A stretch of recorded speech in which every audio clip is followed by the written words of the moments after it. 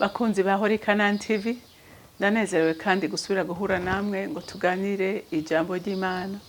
Rero ijambo Imana impaye kubazanira uyu munsi ni ijambo rivuga kwihumure, ni ijambo rivuga kumburi ku barongozi. Haleluya.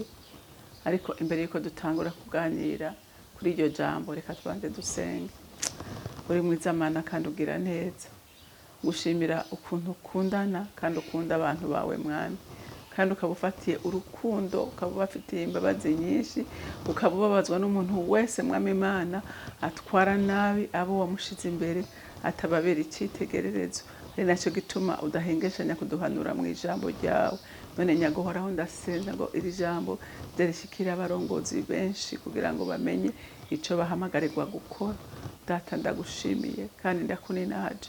Icyubahiro kibi cyawe mu izina rya Kristo Yesu senze nizeye kuvyumvise. Amen, amen. Ijambo rero umvise ko ari imburi ku barongozi. Reka dusome muri Ezekiel igice cya 34, turasoma kuva ku murongo wa mbere dushikane ku murongo w'10. Haravuga ngo ijambo ry'Uhoraho ryanje ko riti: mwana w'umuntu, burira bungere baragira Abisirayeli, ubaburire ubwira abo bungere uti: uku niko Umwami Uhoraho avuze, bazobona ibara abungere b'Abisirayeli biragira ubwabo. Mbega abungere ntibari bakwiye kuragira intama? Utari kumweho muzijya ibinure, mukambara ubwoya bwazo, mukabaga izinuze, ariko ntimuragira intama. Idakomeye ntimwayandaje, igwaye ntimwayivuye, ivunitse ntimwayunze, irukanywe ntimwayigarukanye, canke ngo murondere iyazimiye, ariko mwazitwaje igitugu n'amanyama. Nuko zirasabagira kuko atamwungere, zihinduka ivyo kurya by'ibikoko byose byo mu ishamba, zirasabagira. Intama zanje zayerereye ku misozi yose no ku gasozi kose karekare. Mbere intama zanje zarasabagiye mu isi yose, kandi nta warushe azirondera canke ngo azibariritse. Nuko rero nimwumve ijambo ry'Uhoraho, yemwe mwabungere, ndahiye ukubaho kwanje, niko Umwami Uhoraho avuze. Nukuri intama zanje ko zahindutse imbohe, zikaba ibyo kurya by'ibikoko byose byo mu ishamba, kubwo kutagira umwungere. Kandi abungere banje ntibarondere intama zanje, ariko bakiragira ubwabo, ntibaragire intama zanje. Nuko rero nimwumve ijambo ry'Uhoraho, yemwe mwabungere, uku niko Umwami Uhoraho avuze. Raba, nzohigura n'abo bungere, kandi intama zanje nzozibaronderako, ndababuze gusubira kuziragira, kandi abo bungere ntibazosubira kwiragira namba. Nzokiza intama zanje amenyo yabo, ntizibe inyama zabo. Imana itubabarira.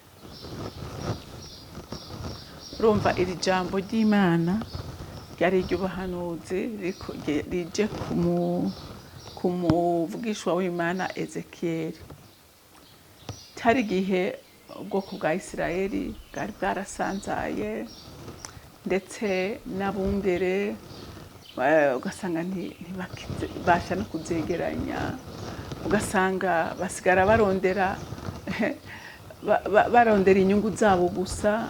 Niyo bavuga ubutumwa, akavuga ubutumwa bwo kugira ngo babakure ku kintu, atari ubutumwa bwo kufortifya intama z'Imana. Rero Imana irababara cyane. Rero n'iri jambo uyu munsi natwe riraturaba.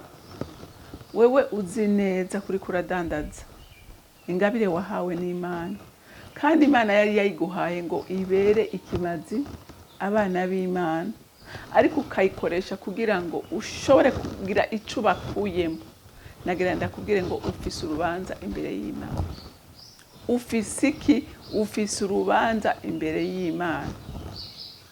Urumva Imana yari yaguhaye intama zo kurongora, ariko uyu munsi wewe uri kushaka kuzirongora uko ushaka kubwo inyungu yawe, uri kuzirongora uko ushaka wewe kubera inyungu yawe. Nagira ndakubwire ngo Imana iragutumyeko, Imana iri irakubwira mu ijambo ryayo ngo ufise urubanza. Haleluya. Imana ivuze ngo ufise urubanza. Ngo mbega abungere ntibari bakwiye kuragira intama?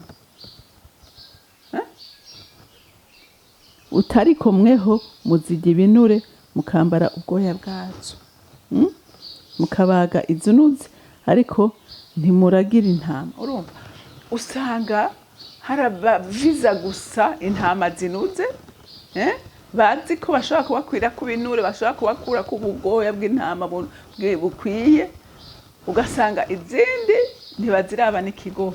Ariko Imana iravuze ngo intama yaguhaye kurongora, intama yagushize imbere, zirongore nk'uko ari Kristo ubwiwe ariko ararongora intama ziwe, ko yaguhaye ico gikorwa kugira ngo umuhagararire mu gishingo. Haleluya. Yaziguhaye ngo ugire iki?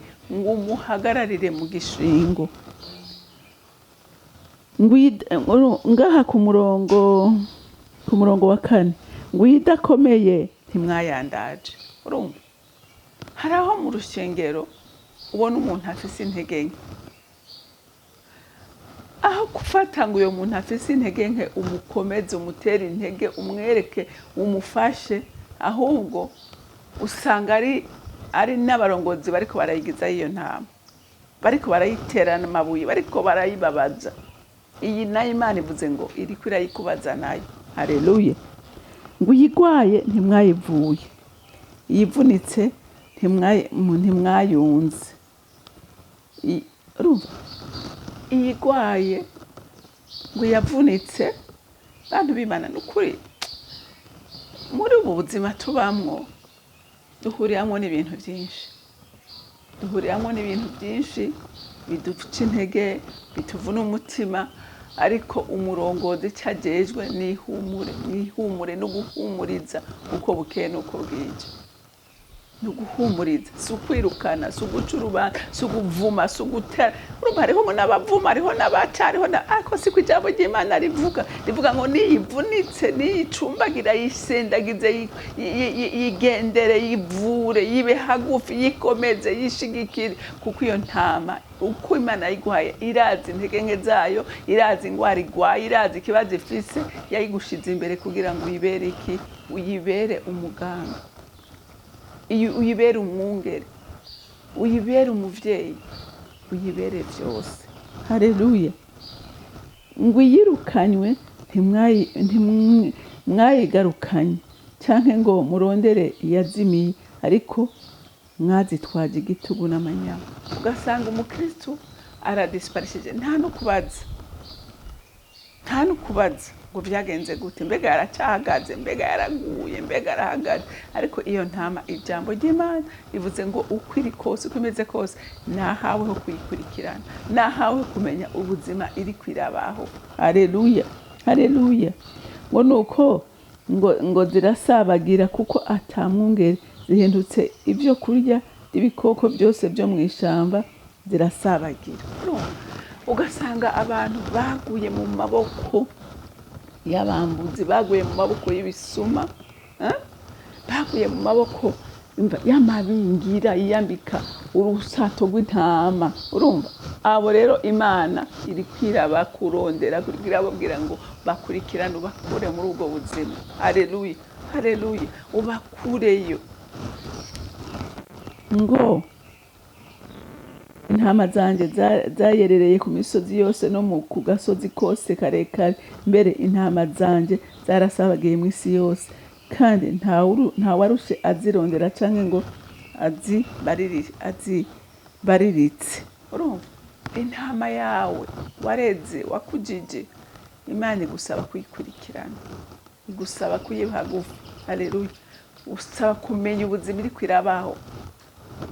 Ngo nuko rero nimwumva ijambo ry'Uhoraho yemwe mwabungere, ndarahiye kubaho kwanje niko umwami Uhoraho avuze. Nukuri intama zanje ko zahindutse imbohe, zikaba ibyo kurya by'ibikoko byose byo mu ishamba, kubwo kutagira umwungere. Kandi abungere banje ntibarondera intama zanje, ariko bakiragira ubwabo, ntibaragira intama zanje. Nuko rero nimwumva ijambo ry'Uhoraho yemwe mwabungere, uku niko umwami Uhoraho avuze, raba nzohigura n'abo bungere. Urumva, umuntu wese atakoze ko bikwiriye, uhagarare mu kibanza yashizwemo n'Imana uko bikwiriye, Imana ivuze ngo ije guhigura nawe. Haleluya. Imana ngo uje guhigura nabo bungere bataye intama z'umwami, bataye intama z'Imana, bazirya ibinure, bazibihenda. Mana y'imbabazi n'urukundo, genderera abantu bawe pe. Haleluya. Nguko niko umwami Uhoraho avuze, raba nzohigura nabo bungere, kandi intama zanje nzozibaronderako, ndababuze gusubira kuziragira, kandi abo bungere ntibazosubira kwiragirana. Nzokiza intama zanje amenyo yabo, ntizibe inyama zabo. Imana irirahiye, wewe wiragira, wewe urondera inyungu yawe, wewe ubesha, wewe Mana ngo ije guhigura nawe. Kandi Imana izogukura igikundiro cyayo, Imana izoguterera kure, hama intama zayo iziragirire, cyangwa izihe abandi bungere beza bashaka kuziragirana urukundo n'impuhwe, nkuko na Kristo ubwiwe yazikunda, azibungabunga, aziziguriza buri munsi, kugira ngo ashobore kuzishikana neza mu cyanya cy'ubwatsi butotahaye. Rero Imana yo mu ijuru ibampezagirire. Mana datarubwira byose uri mu ijuru, nukuri witangaza. Urukundo rwawe n'imbabazi zawe birenze uko umuntu yobivuga n'ingene yobimenye. Rero ndasenga sengera abarongozi bose mwami Imana, batagenda uko bikwiriye, bironderera inyungu zawe ariko batarondera inyungu z'ubwami. Abo bose mwe mu Imana, genda ubagenderere, ubaganirize, ubahindure kandi ubahingure, babungere beza, bashimwa n'Imana kandi bagashimwa n'abantu. Data ndagushimiye kandi ndakuninaje, icyubahiro cyose gikomeze kuba icyawe, mu izina ryawe ryera senze nizeye kubyumvise. Amen, amen. Mwarahezagiwe, mugira umunsi mwiza.